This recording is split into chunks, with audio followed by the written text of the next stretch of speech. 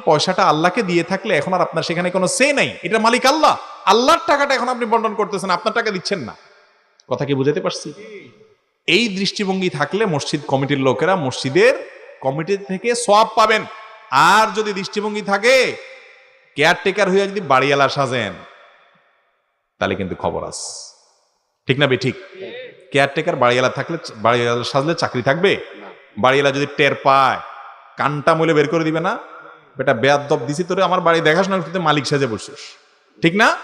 তো মসজিদ কমিটির লোকজন, তুমি আল্লাহর ঘরে সেবা করতে বসছো, তুমি যে মালিক সেজে বসছো। আল্লাহ দেখেন না? না দেখেন? আল্লাহ কান ধরে বাইর করতেছে না, কিয়ামতের দিন কানমলা কিন্তু মিস হবে না। এই জন্য সাবধান থাকবেন। ইমাম মুয়াজ্জিনদের সাথে শ্রদ্ধার সাথে আচরণ করবেন। আলেমদের যে অসম্মান করে, সে তার ঈমান নিয়েই তো সন্দেহ তোলার মতো কথা।